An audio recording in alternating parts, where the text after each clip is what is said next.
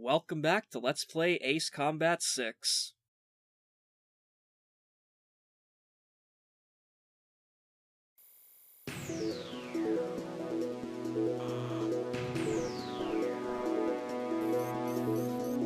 Our forces have expanded.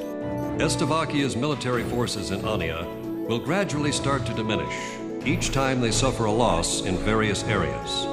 According to intelligence from our Department of National Safety, there's a section where enemy defenses are low, near Selumna Peaks in central Ania.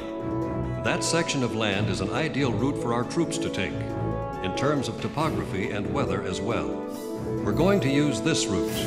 It's a steep mountain path covered in snow, which is extremely difficult for our ground unit to advance through, and also renders it vulnerable to air attacks. Make sure to cover our ground unit, and if you spot any threats from the sky, eliminate them. If an emergency happens to occur, deal with it in any way you see fit. Once we get past those mountains, we'll be in the center of Ania. If an emergency happens to occur. Uh-huh. Yeah, so this is basically, okay, what's the stupidest thing we can do here with no advantage, clearly? And alright, let's do that. Well, of course, the question is, to whom is the advantage, really? You're forgetting Belka. I want to forget Belka at this point. I literally own a Belka flag t-shirt now. I got super shwasted one a couple of weeks ago and ordered it. Like, of all the drunk purchases possible in the universe, I think that one is probably the saddest. Especially because it was in sort of a normal t-shirt instead of the sort of tri-blend style that's really quite more comfortable. Because just none of the colors worked. I ended up going with white. And, yeah, of course, like, I'm mocking you, but at the same time, like, I'm also saying this as a guy who, like, if they literally did come out with, like a real-life version of, like, that awesome ISAP hoodie that Pixie is wearing in the, like, I guess, behind-the-scenes artwork for Ace Combat Zero, I would buy it in an instant. Yeah, the thing is, though, I think we should sort of try to keep it sort of an unspoken, sort of open secret that everybody in the thread would.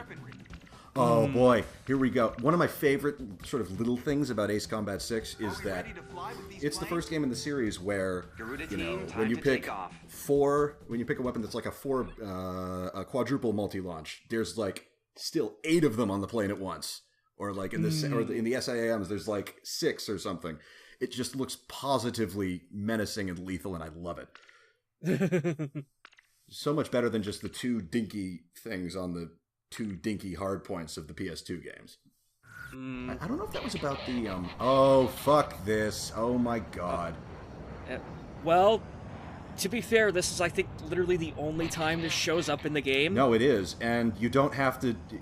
I think this is the best lineup, I think, in any of the games. You just have to modulate the throttle. More or less, yeah, because you're basically put, like, center onto it, right going into it, yeah, so... and I don't think that's the case really anywhere else. Not even in Joint Assault do they spoon-feed it to you like that. It's like waiting in line for the restroom. Plane 2, check your airband, 120.95. All set, Garuda 1. Disconnect. Yo, Talisman, save some for the rest of us. All units, return to formation upon refuel.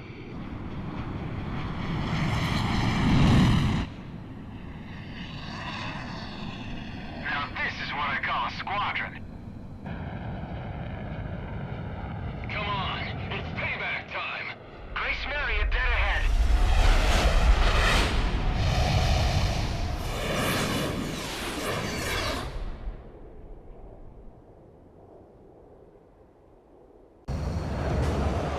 But, yeah, like, a fun thing about the tanker, the KC-10 in, oh, here's Zed with the news update. Some great news. Rumor has it that Unreal Chosen from Cassette. We used to have a neighbor who had a kid named Zed, and he was like weirdly obsessed with my mom.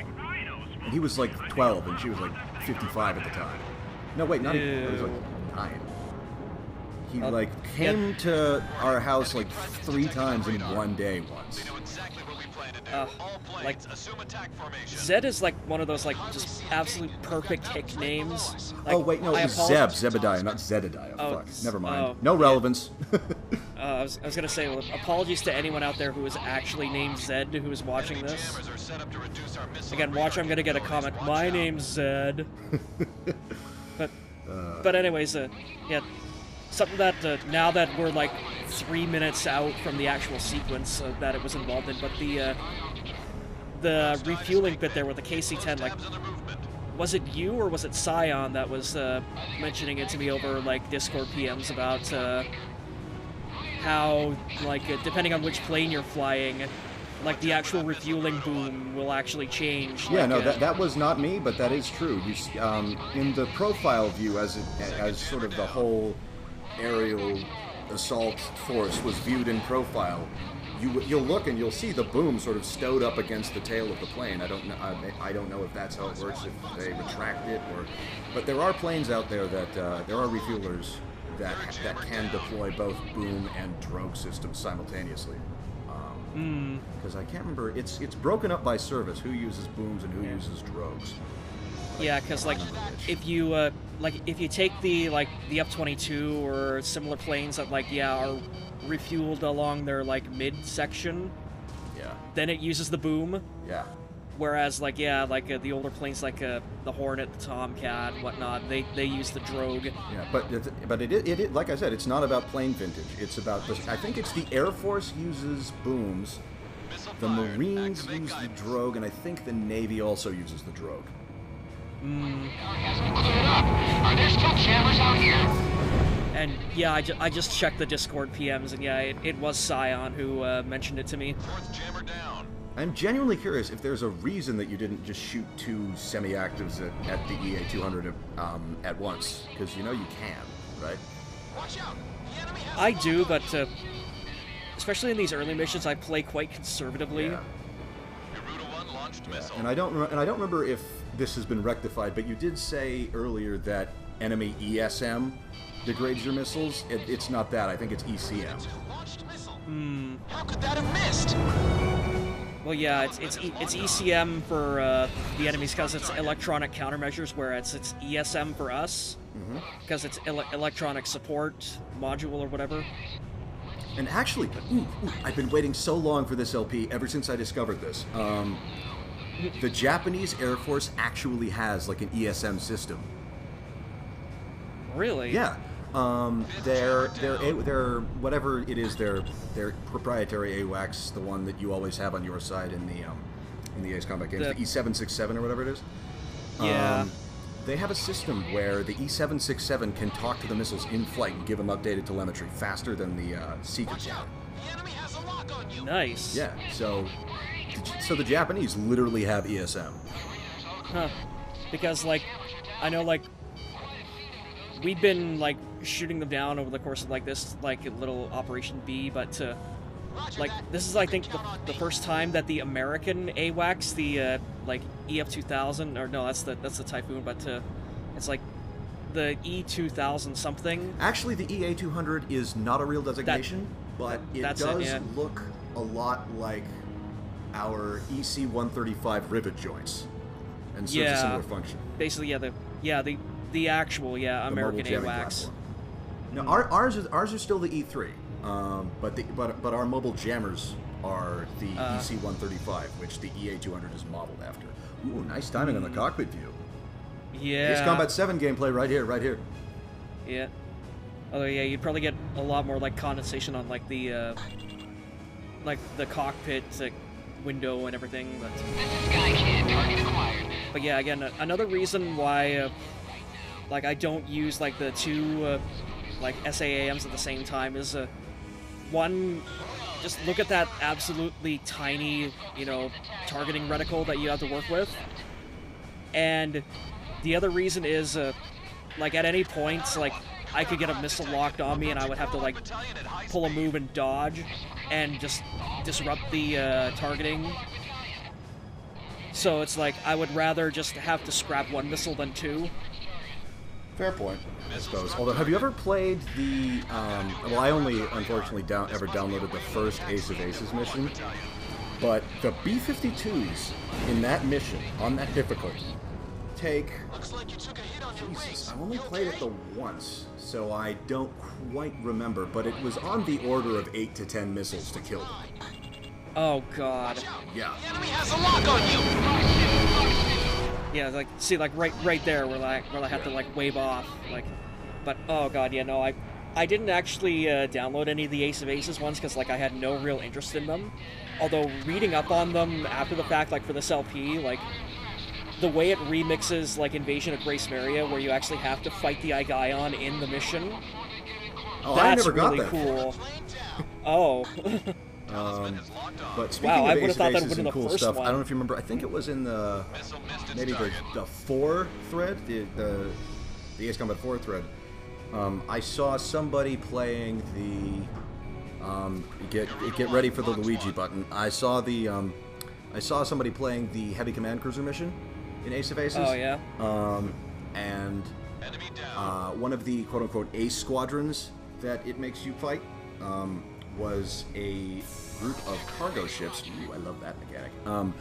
And he got real close to one of them, and they had a number of general resource cargo containers on deck. Motherfucker. Once more, back support. Well, Right? yeah. Again, that doesn't surprise me because there is a general resource DLC skin in the game. Which I never got. God damn it. Yeah, like, I know, I didn't get it either, but, like, I've got footage of it from Insert Name Here. Like, they were generous enough to basically record a couple of things that I didn't have. Oh yeah, when I own a TV, I should do that for you. Because I thought the ex wasn't taking the TV, and she took the TV. Well, So, yeah. when real life ruins Let's Plays. When hasn't it? Anyway, I honestly never liked using the F-18. It was just too slow, and the special weapons in this game seem all wrong for me for it. Huh. Like, for this mission, obviously I prefer the F-14, as I've said to you many times. And, you know, just you know, I've sometimes used it in Anya Landing, but... I take the F-14 out later on in the game. Yeah. Like, almost, I shouldn't be saying this almost to spite you because you were doing this one. And you sent me that message like, you used the F-14 for this one, right? And I'm like, wow, shit. Yeah, because you said you were But- going to do it for the missed operations for this one, I think. Yeah, like, so, like, when I get around to doing the missed operation for this one, then I'll be using the 14, but, honestly, like, I know that it's Kono's favorite plane. Oh, I but- didn't know that.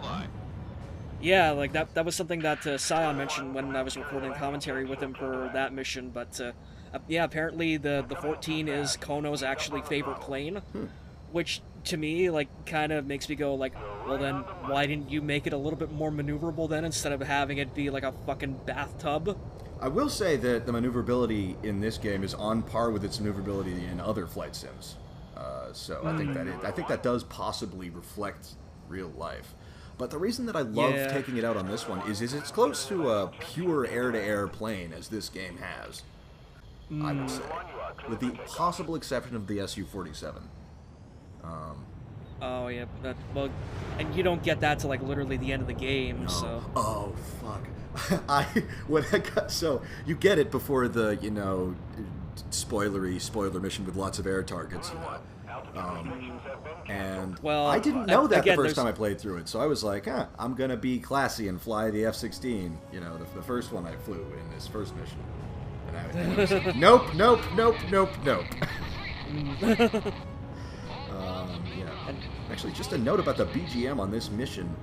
Unless I'm forgetting something, or there's like a really minuscule reference in some other soundtrack track to it, this is the only mission where the soundtrack plays from the end credits theme. I don't think so, no. Well, in Anya Landing, the ending credits theme makes a like brief appearance. Oh, I misspoke. Not the end credits theme. Not Brand New Day. I mean the track on the soundtrack that is actually called like Ace Combat 6 main theme. I don't remember when that plays, but. Oh yeah, like like I don't think that one actually shows up anywhere in game because like it's the first track on the soundtrack, and yet it's nowhere to be found in the game itself. Except this is the only soundtrack thing that sounds at all like it. Because I just listened to it actually for the first time like last night. It's funny you mentioned that the Ace Combat 6 quote unquote main theme, and it. Wait, what did that missile just hit that made you miss? It looked like it hit maybe a plane wreck? Yeah, I think, it hit a plane that had already been classified as dead. That's... even I didn't know that could happen. Go Xbox 360, I guess. Yeah. Well... Grace Emmeria. Another one of our planes is dead. Also, basically the first reference to basically the enemy knowing about Garuda Team. Oh, these planes have gigantic hitboxes. Holy shit. Oh, well, did you just hit Shamrock? Yep. Oh yeah, this is a recurring thing in the game of me just accidentally hitting Shamrock with guns and missiles and special weapons because the fucker flies in front of you all the time. Oh, I've killed an Avalanche F-18 that happened to get in front of me as I was firing, but I've never hit Shamrock. Really, because literally all the damage done to Shamrock over the course of this LP has been dealt by me. Because have you ever had him have to leave? Because apparently that's a thing that can happen, but I've never had it happen. Only once, and ironically it was actually during one of my runs of Selumna Peak. Did you record it? No, I didn't. Fuck. It was when I was doing stuff to unlock all the assault records and taking the Nosferatu out, so of course you've got the crazy powerful ADMMs, and this was actually what I was talking about with Dr. Snark in the last mission about because of course the ADMMs fire up and out, and Shamrock tends to stick up and out. So he was in the path of a full barrage of them, and all of a sudden I hear him just go, I'm too badly shot up, I'm pulling out. Wow. And I'm going, wow. Wait, did I kill Shamrock accidentally? Fuck, I can't believe you didn't film that. Ugh. Same here. I know that is the sadly ironic part that I've found in doing this LP, that a lot of my best shit that I do in this game, I do accidentally and I never get on camera. Oh, here we go. Yeah. Oh boy. Okay, so here's the reason why I brought the SAAMs out for this mission. What? Missile hit, 3 o'clock. It's so fun doing this with the Nighthawk and the QAMs. Oh my god. Those are the same missiles used to Especially because the Nighthawk stalls if you blow on it wrong. Doing this shit with QAMs. Woohoo! Oh yeah, the QAMs are really great against the drones because they are crazy maneuverable. And that's, I guess, applies to both the drones and the missiles. Their missiles are being guided by Oh my god, look at that. Each missile's estimated range of Oh yeah, these things are even a bitch to shoot down with a Nosferatu. in the center of that range. Garuda Team. I think this might be a Belka fault thing, because there's a couple of assault records in Zero that make pointed reference to developing the UAV technology. Whatever the hell that means. Probably. Yeah. Well, I think, it actually canonically is Belka's fault because the Nimbus missiles are basically just the next generation of the MPBM. Oh, and the ace in this mission is Belkin, so... Not this one, Mission No. 9, actually. Gunther Joker Kleiber is described as having worked for a North Ocean security company. And he's also the only ace with a Germanic name other than that guy. The one we're not talking about yet. Oh god, you're right, actually. Yep. He's still considered an Estevakian Yep. citizen because he has the Estevakia flag in his assault record. But yeah, you're right, it does mention him working for Grunder very obliquely. Well, it doesn't name drop it. It describes it as a North Ocean, I think, private security company, which probably rules out Grunder, but still. Still, probably something very closely connected to Grunder. It's really fun to take deep dives into the assault records in this game, because Kentaver was like one of the guys that killed like the quote-unquote deadliest naval squadron on the other side of the Civil War. And one of the later aces, I forget who, is the leader of that squadron. Oh, yeah. Well, like, I think, yeah, like, it's already been, quote-unquote, posted in the thread, even though, like, we're doing commentary out of order, but, like, the assault record for, Siege on Silvat is Gustav Dvornik's daughter. Yeah, but yeah, like, I just said, like, yeah, the assault record for Selumna Peak is actually Gustav Dvornik's daughter. You kill her in the game. Like, you kill the big bad's daughter halfway through the game. I forgot about that, you're right. Target down. About half the observation planes have been destroyed. Keep your guard up. Oh my god. Oh yeah, there's like a lot of interconnected shit in the, like, primarily on the Estevakian side of the assault records. Because it's like, the game really doesn't give a shit about, like, the Emmerian side of things. Evacuation's still not complete. They even fucked up on the name of, like, the Marigold Captain. Yeah, they did, you're right. Yeah. Because, like, in a certain mission, he introduces himself as Captain Ford, when in the assault records his name is Kenneth Jones. Yeah. So I wonder what... So these UAVs look almost like Predators, but they have the funny little wart on their head. I wonder if they look anything like a real-life UAV. 5 observation craft Could be. Well, like, there's an interesting thing about these drones, like, if you remember the Ace Combat 7 trailer, like the first one where, like, the thing that looks like a falcon that fell into a black hole, yeah. Yeah, like, it's actually on the cover of, like, an issue of Our Science, one of the, oh, Jesus Christ, Shamrock. There's a time and place, and neither of those is this. But it's like, yeah, like, I think these are the drones that are actually on the magazine cover in the Ace Combat 7 trailer. remaining. Fox 1, Fox 1. So, like, that's an interesting little continuity cameo, I guess. Yeah. Oh, and God, these explosions look so good, and all the smoke and shit. I guess we managed to pull it off. Yeah, like, again, like, there's a reason why, like, Ace Combat 6's panel in that, like, the Kazutoki Kono #1 boss comic is just, like, literally just, like, fucking lines all over the place. Thanks to your great... Look at all our contrails. We were able to get through the peaks of Selumna with only minimal damage. Wingman survived, fucking somehow. Enemy crews missile attacks for this Well, mission. Thanks to sheer dumb luck at this Gather point. intelligence on the invasion and are mulling strategy options. Wait for the order. again, I think they should have just called Shamrock Horseshoe at this point, because he's clearly got one rammed up his ass. Yeah, well, and although that only works if he never inverts.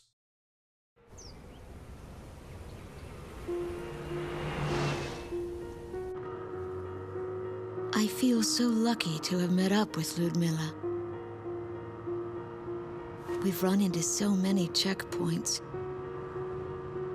I don't know what we would have done without her passport. I don't think I ever would have made it alone. But as we travel through these wide open spaces, enemy troops are few and far between. Actually, we've been on this road for quite some time now, without spotting a single Estevakian military vehicle.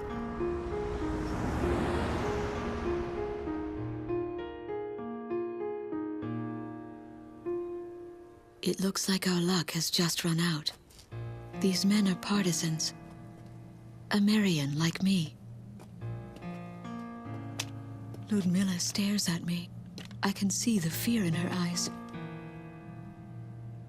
I tried to explain to them that Ludmilla is no threat. She is a student from Nordenavik.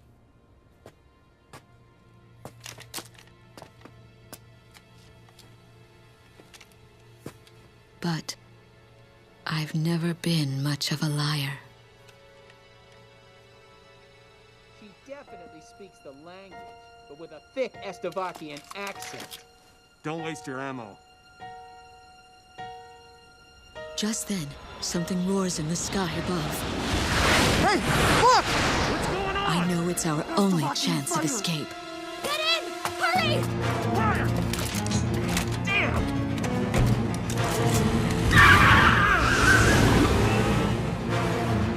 the battlefield, you have to put luck aside and take what you get, good or bad. My fellow countrymen were killed instead of me, and that gives me an eerie sense of relief. But now I've got to accept the fact that I am the next target. It's time for me to dance with the angels.